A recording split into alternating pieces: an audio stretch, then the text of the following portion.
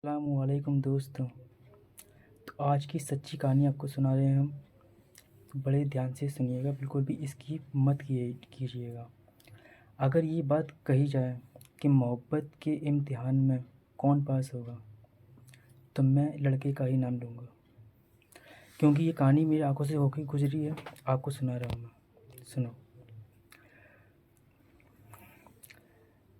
हसन नाम था एक लड़के का, और लड़की का नाम था आयशा। सुन रहे हैं दोस्तों? तो हसन ज़्यादा पढ़ा लिखा नहीं था, लेकिन लड़का अच्छा था।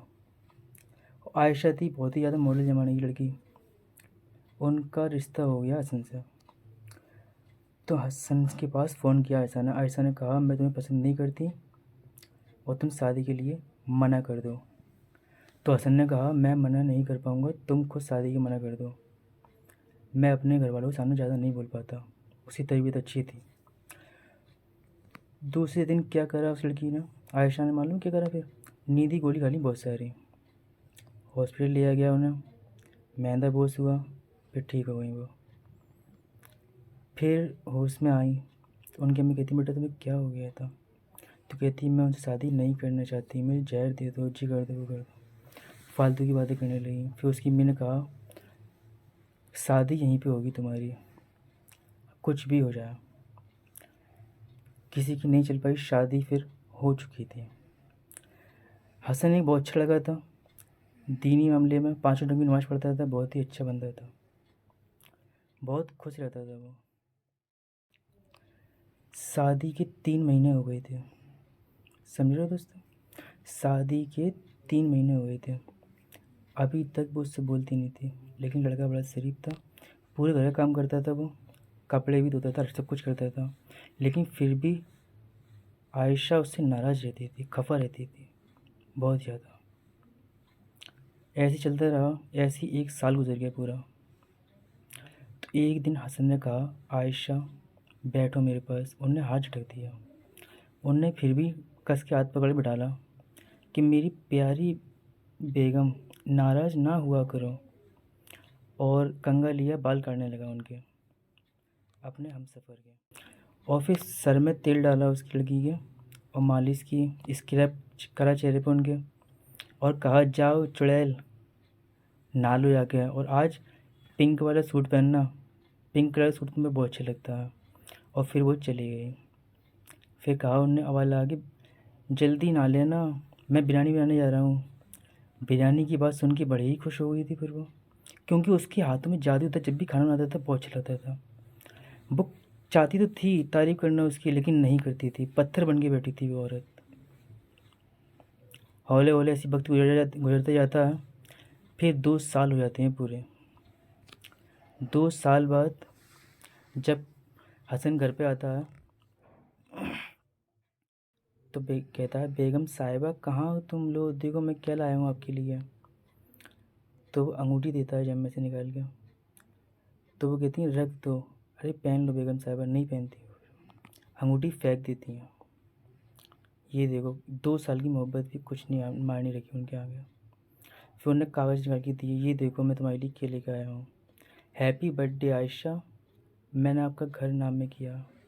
ये बात तो सुन के एकदम जाने क्या आफत ही टूट गई उसकी आंखों से, आंसू निकलने लगे आयशा के, कि मैंने इतनी नफरत करती हूँ, मेरे नाम में मकान। तो वो कहता, हाँ मैंने आपके नाम में मकान लिया है, तुम मेरी हमसफ़र हो, तुम बहुत ही ज़्यादा भोली हो, बहुत मासूम हो तुम। तो उसकी आवाज़ सुन के वाली बैठ गई कुर्सी पर। हसन ने कहा, आयशा एक बात बोलूं? वो बोलती हैं, बोलो। आयशा, 2 साल से मैंने तो अभी तक हाथ नहीं लगाया है। आज मेरा जी चाह रहा है तो मैं गले से लगा लूं।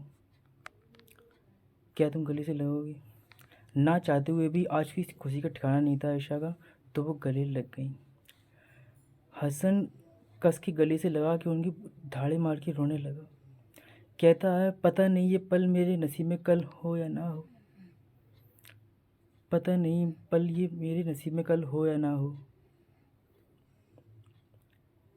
अब आयशा का दिल बिल्कुल बदल चुका था, बहुत ज़्यादा मोहब्बत करने लगी थी आयशा हसन से। सुबह हुई, आज आयशा जल्दी उठ गई थी, सारा काम कर लिया घर का, और उठाने जाती हैं, मेरी सरताज उठो, जल्दी उठ जाओ, वापस नहीं जाना क्या? कोई आवाज़ नहीं आई। 8 बज गए सुबह के। फिर आवाज़ लगाई, अरे मेरे सरताज जल्दी उठ जाओ, वापस नहीं जाना, लेट हो जाओगे तुम। फिर भी कोई आवाज़ नहीं आई। 2 बार आवाज़ ना दे सुन के उनकी बहुत ही बुरा लगा आयशा को। आयशा पे अंदर गई कमरे में, तो वहाँ पे क्या देखती है, उन्हें हाथ लगा के देखा कंधे पे उनके लेटे हुए थे जो हसन भाई। तो बदन को ठंडा पड़ा, एकदम झटपटा उठी, घबरा गई आयशा। फिर कहा, हसन तुम्हें क्या हुआ हसन? जब उनने करवट सीधी करी तो उसके मुंह से खून जारी हो गया था, वो मर चुका था। तो चिल्लाने लगी आयशा, ये तुम्हें क्या हो गया हसन? हसन ये नहीं हो सकता, हसन तुम तो मेरी जान हो। और चिल्ला के उनने मोहल्ले को इकट्ठा कर दिया, पूरे मोहल्ला से घर पर आ चुका था।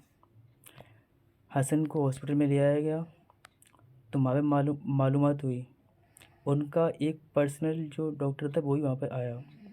उसने कहा, मैंने इनसे कई बार कहा था कि अपने साथ में किसी को लेके आया करो, लेकिन नहीं, ये लेके किसी को आते ही नहीं थे। पता नहीं क्या इनका दिल पत्थर का बन गया था।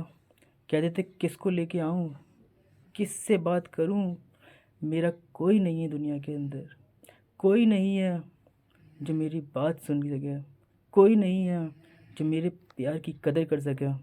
डॉक्टर साहब कोई नहीं है। रात दिन में तड़पता हूँ, काम करता हूँ, रात में दर्द से तड़पता हूँ, लेकिन आराम नहीं मिलता है। आयशा कहती है, डॉक्टर साहब ऐसा क्या हुआ था ना? उन्हें 6 महीने से ब्लड कैंसर था। ओफो, फिर तो ये बात सुन के आयशा नीचे बैठ टूट के बिखर गई बेड के नीचे। कहने लगी, एक इधर से यही मुसीबत सुनते थे और मेरे घर के ताने सुनते थे। और रो रो के कहने लगी, हसन उठ जाओ हसन। मार मार के रोने लगी। और हसन तो चला गया था। जो 2 साल तक आयशा की मोहब्बत के लिए तरसता रहा, आज वो लड़की ने मोहब्बत की तो उस शख्स दुनिया से चले गया। तो इस कहानी से ये सीखो दोस्तों, अपने हम सफ़र को खुश रखना सीखो। समझ रहे हो बात को? जहाँ तक हो सके मोहब्बत से बोला करो, पता नहीं दूसरा पल नसीब में हो या ना हो। दोस्तों, जो बात मैंने आपसे कही है याद रखना, ठीक है? और अपने मियाँ बीवी के रिश्ते को तीसरा आए तो उसकी बात पे ज़्यादा गौर मत किया करो, अपने काम से मतलब रखा करो, ठीक? क्योंकि तुम्हें दुनिया में मिलेंगे बहुत ही ज़्यादा, घरों में आग लगाने वाले, बहुत कम मिलते हैं दुनिया के अंदर अपने रिश्ते को बचाने वाले। दुआ में याद रखना, अपना ख्याल रखना। अल्लाह हाफिज़।